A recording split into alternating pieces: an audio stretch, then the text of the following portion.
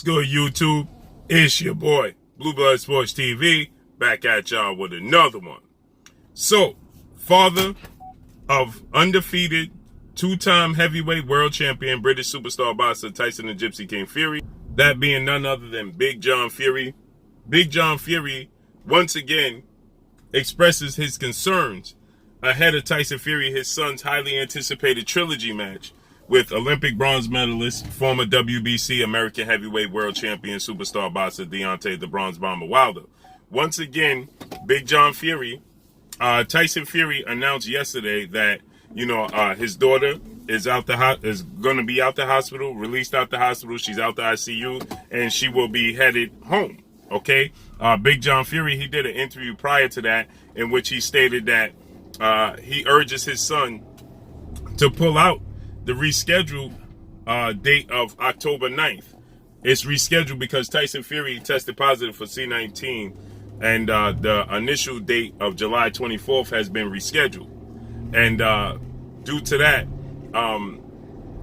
Tyson Fury had this situation with his immediate family, obviously the birth of his newborn daughter and the complications. And so Big John Fury is saying that Tyson Fury is not prepared. Tyson Fury is not, focused. He's not training like he's supposed to. And that Tyson Fury, is distracted, and he needs to pull out of this highly anticipated trilogy match with Deontay Wilder. And he says because Deontay Wilder is going to be, reborn. He's going to be a completely different guy. And one thing he focused on was, he said that the game plan that Tyson Fury used in the second fight, which seemed the most successful game plan, right? That game plan is not going to work for Deontay Wilder a third time in a third fight, okay? So he's saying, so the game plan that was most effective in the second fight, which saw him get a stoppage, 7th round stoppage victory and drop Deontay Wilder twice, that game plan is not going to be effective and successful, and see Tyson Fury be successful in a trilogy match because Deontay Wilder is going to make the necessary adjustments. And he stated, did you see Deontay Wilder with his new trainer and former American heavyweight star title contender Malik King Scott? Did you see the adjustments that they're making? Did you see that Deontay Wilder is prepared for that style? So he says that, I urge my son and let him know that style is not going to work with a guy like Deontay Wilder for a second time, okay? It's a third fight, but it'll be the second time he employs that style, that game plan for Deontay Wilder. The first fight, he was using a herky-jerky style, the movement on his toes, moving around the ring, things of that nature, making Deontay Wilder miss. And so he said that that second game plan is definitely not going to work against Deontay Wilder.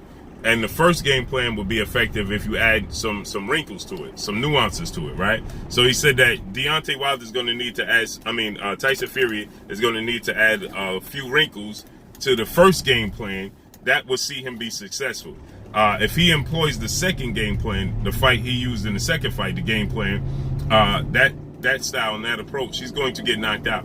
So now Tyson Fury states that he came back and Tyson Fury stated that, he essentially debunked what Big John Fury was saying his daughter is out the hospital.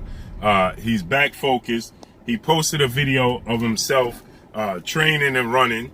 And, he says he's 1,000% focused. He's locked in. And 7 weeks is all he needs for Deontay Wilder. And he's going to knock Deontay Wilder out, obviously. That's Tyson Fury's confidence. That's not Big John Fury's confidence. So he stated that Big John Fury is now urging Tyson Fury to part ways with his new trainer, because essentially Sugar Hill is a new trainer for Tyson Fury, because the first fight he used Ben Davison. Okay, so he had a completely different trainer the first fight, and in the second fight he's saying that he used Sugar Hill and the Crunk style. Sugar Hill, Steward is a protege of the late great well-renowned trainer, Hall of Fame trainer Emmanuel Steward. So he's saying that that Crunk style and that approach for Deontay Wilder is simply not going to work. And now he's urging him to part ways.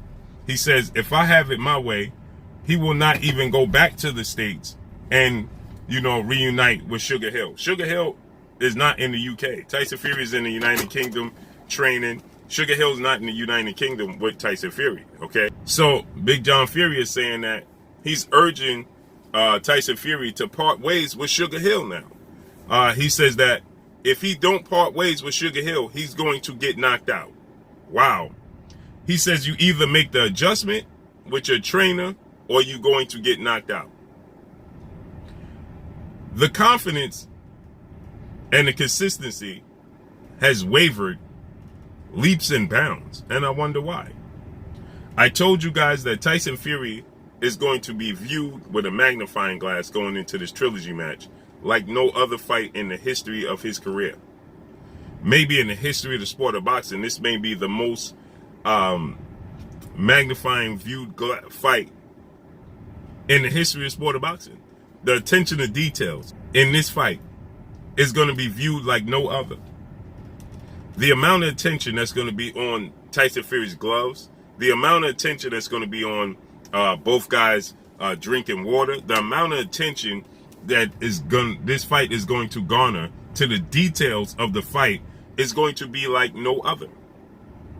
Because of the awareness brought to the gloves, because of the awareness brought to the water situation, because of the training situation, all of those situations is going to garner so much attention for this trilogy match. It's going to be so much pressure on Tyson Fury to duplicate what he did in the second fight.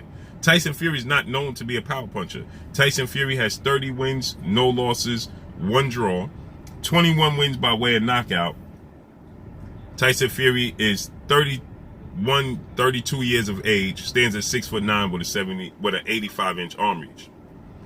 The thing about that 21 knockouts, if you look at BoxRec, they have him listed as 21 knockouts. But Tyson Fury has 17 stoppages and only 4 total knockouts. I'm going to say it again.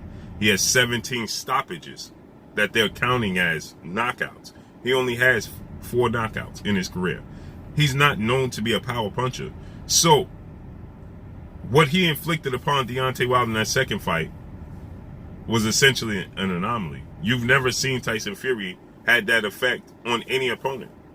Even when he knocked out former cruiserweight turned heavyweight title contender star boxer Steve Cunningham, he held Steve Cunningham illegally behind his head, held his head down, and then hit him with a punch, which is illegal, completely illegal. So that knockout in itself is questionable. And you can see in the first fight, Tyson Fury's left glove flapping all around, bending at a 90-degree angle, which is questionable in itself, to say the least. That's questionable in itself, to say the very least. And then, on top of that, in the second fight, you can see his right glove, which inflicted the most damage upon Deontay Wilder, because it's the left side of Deontay Wilder's head that suffered the most effects, and that's the right glove is going to make the most contact with the left side of his head. And so his right glove in the fight, you can see, looks like a flat tire. It looks deflated. It looks like an inner tube out of a bicycle. It's deflated. You can see the knuckle print of his hand wraps inside the glove. And so with that said, Tyson Fury has never fulfilled any of his obligations. He's never had the rematch with Vladimir Klitschko, as he was stated. He didn't have the immediate rematch with Deontay Wilder, as it was said, after their first fight ended in a draw. And in this fight, he opted to try to maneuver around the trilogy match that he was contractually obligated to fulfill. Okay, Vladimir Klitschko fight was postponed 2-3 separate times, and then it never even came to fruition. Vladimir Klitschko never got an opportunity after a 10-year reign as the unified heavyweight world champion. He never got an opportunity to fight and regain his belts because Tyson Fury cited an ankle injury. Then Tyson Fury, he cited other health issues. Then Tyson Fury, was suspended. The fight never came to fruition. It never came to fruition. And so with that said, this fight here is why people are saying, look at the schedule, July 24th date gets postponed, and there's a lot of conflicting reports coming from that. There's people saying that there was reports coming out that it was a outbreak in Tyson Fury's camp, that 9 or more people tested positive. But then you start doing the numbers, and his trainer, head trainer Sugar Hill, his assistant head trainer, his cousin, former 2-division world champion, British superstar boxer Andy Lee, they said he didn't test positive. Then they said he did test positive. His sparring partners didn't test positive. Then Tyson Fury says he only keeps 10 people on his entire team. So if they said 9 or more people, including himself, then that means only one person was negative. It's a lot of conflicting reports. Then it was just one of his sparring partners and himself. It was just him and F.A. Ajaba, who's supposed to be on the undercard. F.A. Ajaba is an undefeated heavyweight title contender, star boxer. And then now Andy Lee is saying he did test positive. So there's a lot of conflicting reports as to who did what took place. And so with that said, now you have a situation where the fight was postponed from the July 24th date to October 9th, and people are starting to question if the fight even going to take place October 9th. Well, now you look at it from this standpoint, again, there's a lot of pressure on Tyson Fury. Big John Fury, he understands the amount of pressure that's going to mount on Tyson Fury to duplicate what he did in that second fight, because the most effective game plan that you had was in 2 fights in 19 rounds, was the second fight where you just pressured him and stopped him, and it wasn't even competitive.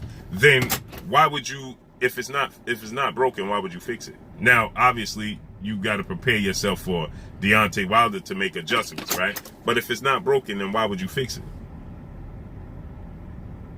If it's not broken, why do you fix it? Why do you make a complete overhaul? Again, from the first fight, he had Ben Davison, and everybody said he outboxed Deontay Wilder. And then immediately he made a change and said he needed to go back to his roots with Sugar Hill in the Crunk Gym. Well, if it wasn't broke, then why you fix it? And okay, and now let's say you did fix it and you had better results. What better results can you have from knocking a guy down 2 times and ultimately stopping him, and he didn't, and going out the fight unscathed? What more are you looking for? It's a lot of pressure mounting on Tyson Fury. Big John Fury understands this, and he's concerned that Deontay Wilder is going to be a whole completely different guy, and Tyson Fury could get knocked out. So let's see how this unfolds. Now he's calling for Sugar Hill's job. And Tyson Fury's father, Big John Fury, also stated that Tyson Fury only has a bunch of yes men around him, and that's not a good thing as well. So let's see how this unfolds and plays out. Make sure you hit the like button. Drop a comment in the comment section. Let me know what y'all think. Y'all already know what it is. It's your boy Blue, Blue Blood Sports TV. Hate, like, comment, and subscribe. If you haven't subscribed, hit the subscribe button. Hit the like button. Hit the bell icon to get all the new notifications. Follow me on Instagram at Blue Blood Sports TV, all one word. Y'all already know what it is. Shout out to the entire LDBC. Shout out to New Media. Shout out to Black Media Row. Make sure you like your shitty videos. That's all I got for y'all. Peace. Oh, it is your boy Jaden Kiss. Make sure you check out Blue Blood Sports TV. It's going down.